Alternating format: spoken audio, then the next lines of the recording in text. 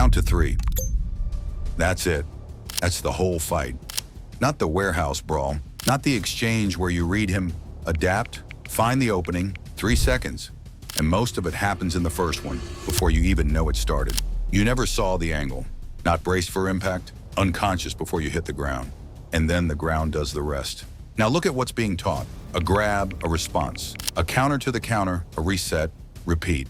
That drill takes 11 seconds. It's being sold as preparation for something that lasts 3. And in those 3, nobody grabbed anybody's wrist, nobody announced the attack, and nobody waited politely while a technique was selected. That gap is the problem. Almost every self-defense system on Earth is rehearsing a fight that is longer, slower, more mutual, and more survivable than the one it claims to prepare you for. And in the seconds it actually gets, the thing that hurts you most isn't a technique at all. Welcome to Martial Road, where warriors live forever. We're going to break down exactly where the training clock and the real clock come apart. Why the first second decides almost everything. Why the deadliest object in a street fight is one your dojo has removed from the room entirely. And the mistake that lands more people in a courtroom than in a hospital. Nobody teaches you when to stop. Stay to the end, because that's the failure that turns the person who was attacked into the person who gets charged. First, be fair about the number in the title. 99% isn't a study. Nobody has run a controlled trial on self-defense schools, and anyone who says otherwise is selling something. But the number isn't the point. The failure isn't rare, and it isn't about bad instructors. Most people teaching this are skilled, sincere, and trying to keep you alive. The failure is structural. It's baked into the format itself, and it comes in 3 parts. The clock, the missing object, and the missing rule. Every one of them is invisible from inside the class. Start with what a real assault actually is, according to the people who study the aftermath. The category of attack that kills ordinary people has a legal name in several countries. Australia calls it the coward punch, Britain calls it the one-punch death, and the legal definition is a single blow to the head or neck, unprovoked, delivered without warning, often from behind. Read that definition again and notice what's missing from it. There's no exchange, there's no second technique, there's no counter. There isn't even a confrontation in the sense that a class would recognize. There's one strike in one person who didn't know it was coming. And this is where the clock stops being a stylistic complaint and becomes a medical one. Forensic researchers describe the mechanism precisely. The nature of these attacks is that the person is struck by surprise, is not braced for impact, and usually hits the ground after already being knocked out by the punch. All 3 are consequences of the first second. A braced person meets a blow with their neck, their legs, their whole frame. An unaware person meets it with their brain. So when a drill begins with 2 people facing each other, both ready, both expecting it, the drill has already skipped the only part of the encounter that determined the outcome. Now the harder version of the criticism, and it's not the one you usually hear. The problem with the 11-second drill isn't that it's unrealistic. Every training method is unrealistic. That's what makes it survivable to practice. The problem is what 11 seconds teaches your nervous system to expect. That there will be a beginning you notice, that there will be time to choose, that your first response starts an exchange rather than ending one, and that if the first thing fails, there's a second thing. None of that exists in 3 seconds against someone who has already decided. The training isn't just rehearsing the wrong fight, it's installing the wrong expectations about time itself. Gap 2 is an object. It's in every street fight ever recorded, and your dojo paid money to remove it. To be fair to the good schools, one thing closest part of this gap, and it separates serious training from theater. Pressure, training against someone genuinely trying to beat you who isn't cooperating, who doesn't announce what's coming. Every combat sport does this by default. Every weekend, which is why sport athletes tend to perform better under real stress than people who have only drilled compliant partners. It doesn't fix the 3-second problem, nothing fixes the ambush, but it's the difference between a system that has been checked and one that has only been believed. Gap 2, look down. Every training hall on Earth has spent money on the same thing, mats, padded flooring, and that decision is correct. Without it, nobody could train throws at all, and the injury rate would end the sport in a month.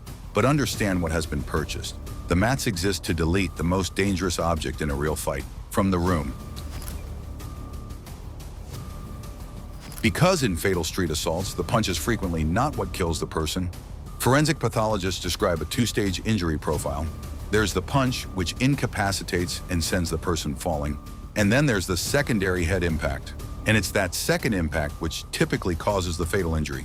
A trauma consultant at King's College Hospital described what an unconscious head striking a hard surface amounts to, and compared it to being hit over the head with a block of concrete, because functionally that's the collision. It's just that the concrete is stationary, and the head is the thing traveling. An unconscious body does not break its own fall. The arm that goes out, the chin that tucks, the neck that tenses. Every one of those reflexes is gone in the fraction of a second between the strike landing and the head arriving.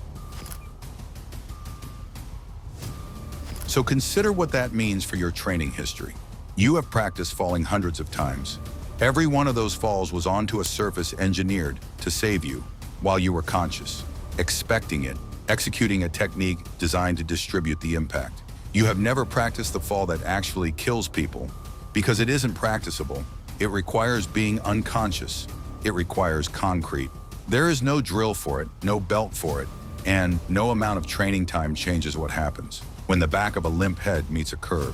That's why the deadliest object in a street fight isn't in the room with you. It was removed on purpose for good reasons, and its absence is invisible for as long as you train. Gap 3 isn't physical at all, and it's the one that ends up in front of a judge. Gap 3, and this is the one the hook promised you. Count the hours a typical student spends learning how to start, how to enter, close distance, strike, control, finish.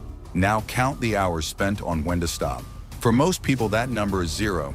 It has never been a lesson. It has never been graded. There's no belt for restraint. And the law is not vague about this at all. Lawful self-defense requires force to pass 2 tests. It has to be necessary. You genuinely believed you were in danger. And it has to be proportionate. No greater than the threat required. Here's the part almost nobody is taught. The moment the threat stops, your right to use force stops with it. An attacker who is down, who has turned to run, who is already unconscious, is not a threat anymore. Continue past that point and, in the eyes of the law, you have crossed from defending yourself into assaulting someone. And when that happens, the charge isn't using excessive force, lose the protection of self-defense, and you're convicted of whatever the force itself amounted to. Assault, actual bodily harm, grievous bodily harm. If someone dies, manslaughter. There's no partial credit for having been the victim at the start. Now connect that back to the 11-second drill, because this is where the 2 failures meet. What does a drill train you to do when the technique lands? It trains you to continue, finish the sequence, complete the combination, follow through to the end of the pattern, because the pattern is the thing being graded. You have spent years rehearsing continuation under stress. You have spent no time at all rehearsing the stop. And in a real encounter, whichever one is more deeply drilled is the one your body will produce. That is how a person who was genuinely attacked ends up as the defendant. Not through malice, through training. 30 seconds before the last section. Channel membership is now open. 2 tiers. The inner circle gives you exclusive loyalty badges, custom emoji and comments, member shoutouts, and members-only shorts. The War Council for the serious warriors. Everything in the inner circle, plus exclusive 24 to 48 hour early access before public release, members-only voting polls for videos to cover, and priority comment replies. Link in the description. What actually works? So after all of that, here's the part where a video like this usually sells you a solution. We're not going to, because the honest answer to a 3-second ambush is uncomfortable.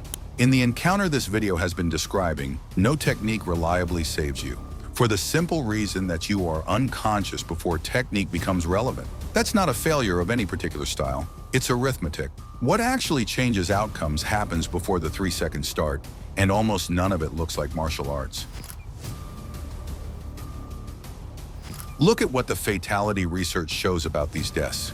Alcohol is present in roughly 3/4 of fatal cases. The median offender age sits in the mid-20s. The setting has typically been around licensed venues and increasingly, homes. None of that describes a technique problem. It describes a situation problem. Distance, awareness, The decision to leave, the argument you don't finish, the walk home you take differently. Unglamorous, unsellable as a black belt, and far more predictive of whether you're ever in that 3 seconds at all. So is training worthless? No. And the video would be dishonest if it stopped there. Training gives you composure under adrenaline, which is real and can't be bought any other way. Pressure-tested training gives you a body that's been tested rather than reassured. And in a confrontation that hasn't gone to the ambush yet, the shove, the grab, the argument still escalating, skill matters. What it does not give you is a solution to the first second, an answer to concrete, or a sense of when to stop. Those have to come from somewhere else, and almost nobody tells you that you need them. 3 seconds. That's the fight your training is preparing you for. Not 11, not a warehouse. 3. Most of it decided before you knew it began. The worst of the damage delivered by a floor nobody put mats on, and the aftermath decided by an instruction that was never on the syllabus. When to stop. The most dangerous thing a self-defense student can carry is the belief that they've already solved this. The people who survive these encounters mostly survive by never being in them. If you want the full forensic breakdown of what actually happens in those 3 seconds, our video on how fast you can really die in a fight goes through it minute by minute, and it's on your screen now.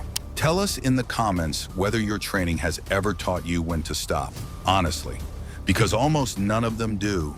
Stay strong, stay informed, subscribe to Marshall Road,